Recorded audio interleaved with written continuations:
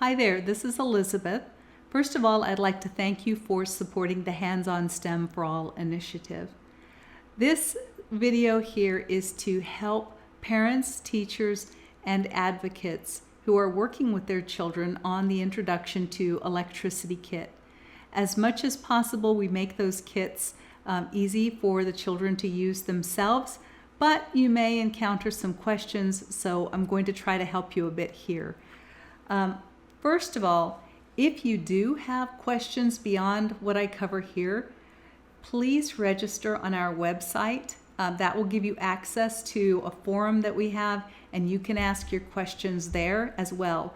That helps us because everybody has a chance to see those questions and the answers, and I can guarantee you if you're having the question, other people are having it too. We love the questions. If you're more comfortable, you can also reach out to us through social media.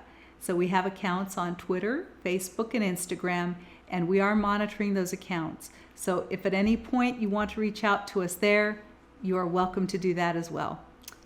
Now for our tips. These are tips for the Introduction to Electricity Kit. Our first tip has to do with letting you know that there is a battery in that kit, as you probably saw when you purchased it, but just in case, we do recommend to the children that they keep the battery in this plastic bag that we provided. That is to make the battery last longer, but it's also to make sure that they're not accidentally creating a circuit in a toy box somewhere. So just please keep an eye on that for your children. The second tip has to do with the alligator clips. We searched high and low and did all kinds of testing to make sure that we're including the highest quality, easiest to use clips in these kits, because I can tell you there are many clips out on the market right now that are incredibly frustrating. These are way better clips. Still, if your little ones have some issues with this, one thing that they can do, they should just be able to squeeze the two together.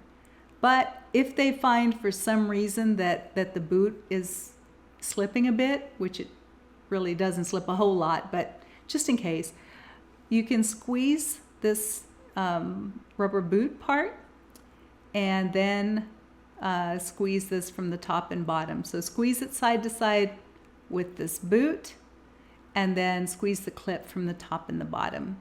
So that's it. One of the things that we've done is to loosen the screws a little bit on this lamp. And what that does is it gives you more room for the alligator clip to get around. See? If for some reason it needs to be loosened a tiny bit more, you may want to do that. Again, you kind of have to watch to make sure that you don't loosen them too much and lose the screws. The last tip has to do with the bulb. We are currently putting the bulb into the bulb socket for you, and it's hand tightened. It doesn't look perfect when it's in there, but it is tightened enough to make the contact that you need with it. If your child has any trouble with this, you may need to help them. It's really not difficult. You just put it in and twist it on. Try not to twist it too hard though, because you could end up with some trouble with this breaking free. So we haven't had that happen yet, but I'm just offering a suggestion there. That's it. That's really all that we have for you. Everything else should be clear enough for the children to do themselves. But again, if you do have any questions or comments or feedback, please let us know. We also love to have photos and videos of your children or of you working with your children to show other people how you can build up your relationship and encourage your child in the area of STEM. So thank you very much again. We hope that you enjoy the kit. Have a great day.